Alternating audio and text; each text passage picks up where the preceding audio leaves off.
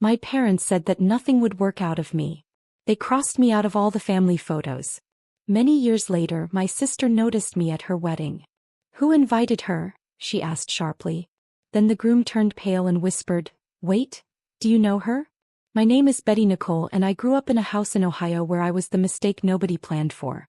My parents, Robert and Linda, already had the family they wanted before I showed up. 2 years later, my sister Grace arrived, and from the moment she was born, she was the daughter they'd actually hoped for.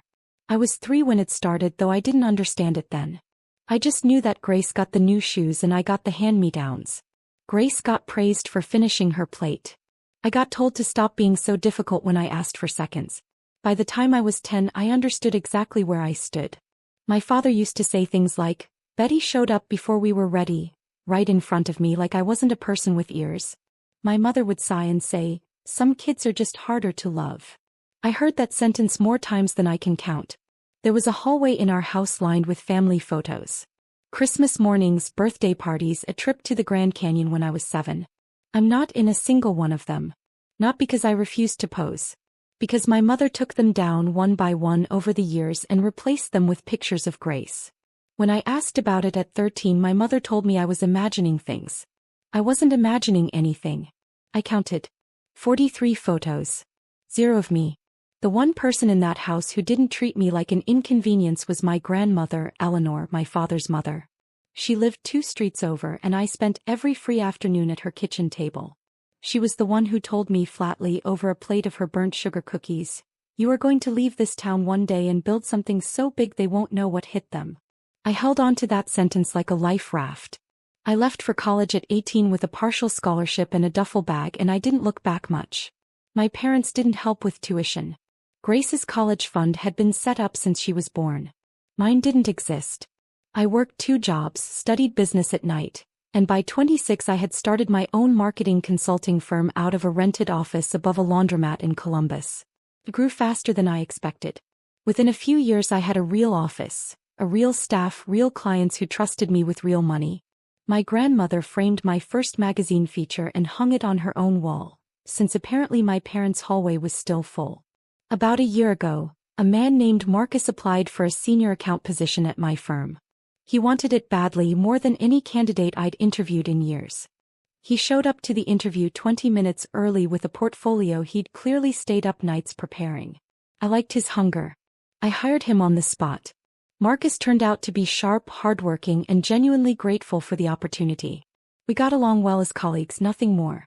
A few months into the job, he mentioned he was getting married soon and almost shyly asked if I'd like to come to the wedding.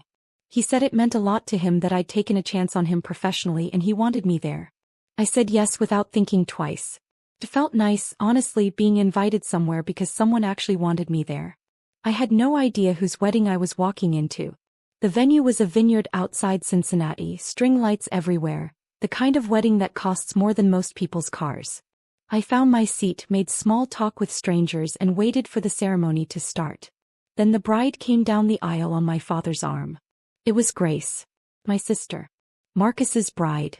The groom I had hired, trained, and mentored for the better part of a year was marrying the sister who grew up in every photo I'd been erased from. I sat there in a room full of people who had no idea who I was, watching my sister marry my own employee, while my parents stood 20 feet away, completely unaware I was even in the building. I want you to sit with that for a second because that's exactly what I had to do. The ceremony went on without a hitch and I sat quietly through the vows, the kiss, the applause. Nobody around me knew who I was. I was just Marcus's boss, a name on a seating chart, a woman in a navy dress at table 12. I planned on keeping it that way. I wasn't there to make a scene. I was there because a man I respected had asked me to celebrate his happiest day, and I meant to do exactly that. It fell apart during the reception right after the toasts. Grace made her way around the room greeting guests, thanking people for coming, doing the whole radiant bride circuit. She got to my table all smiles until she actually looked at my face. The color drained out of her.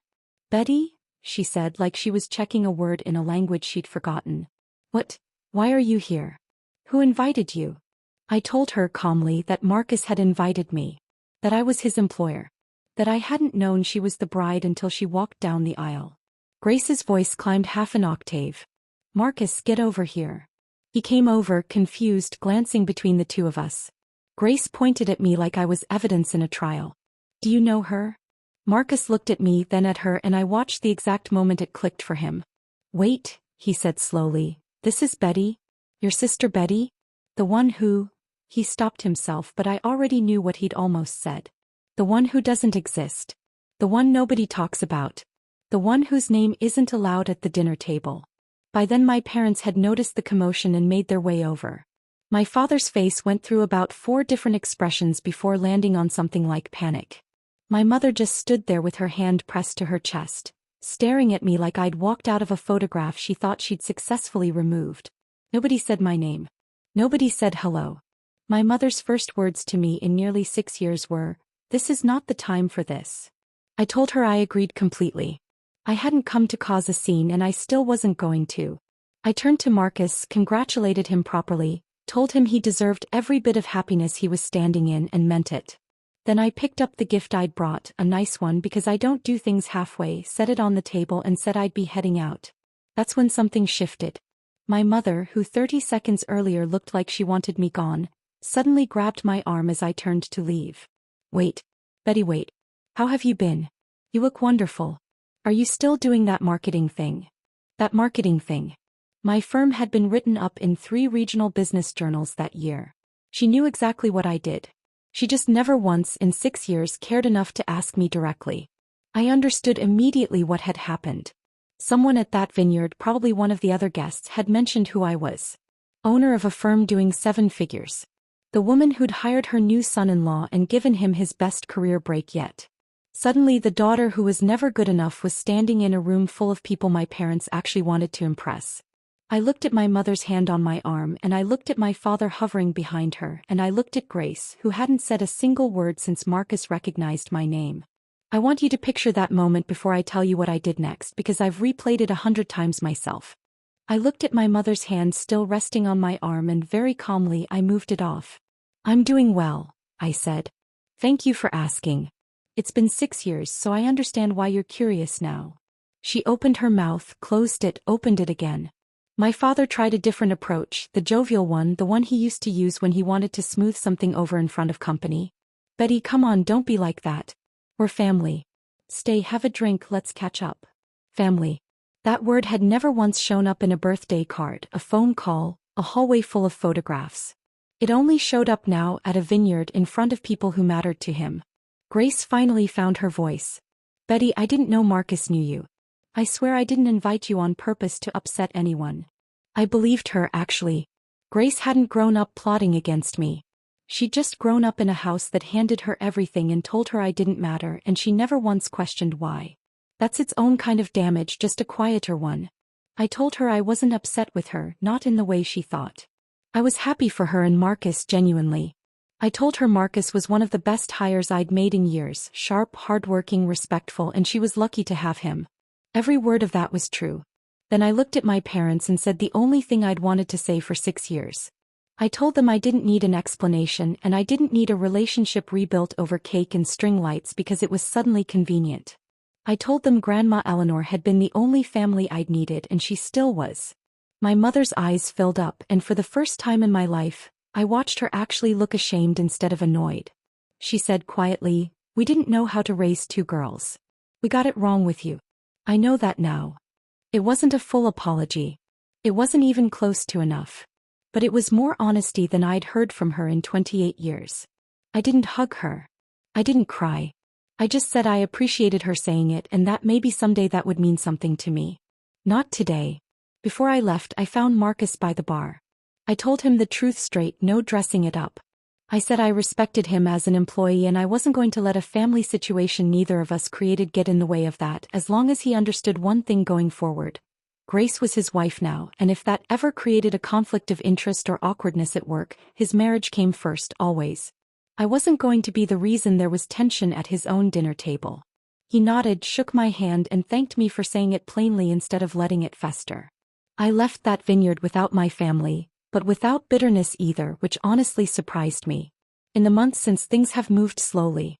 My mother texts sometimes, small things, nothing heavy. Grace and I have gotten coffee twice, just the two of us, and it's been easier than I expected, mostly because she never really knew the whole story until that wedding.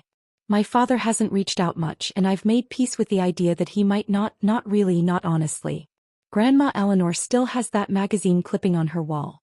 She told me once that the best revenge isn't cruelty, it's simply becoming someone they can't ignore. She was right about that, like she was right about most things. I didn't get the family I was owed growing up. But I built one anyway, out of the people who actually showed up for me, and I finally stopped waiting for the rest of them to earn a seat at that table on my terms instead of theirs. If you made it this far, thank you for listening to my story. If it meant something to you, drop a like, and if there's a part of this you'd have handled differently, I'd genuinely love to hear it in the comments. Thanks for watching.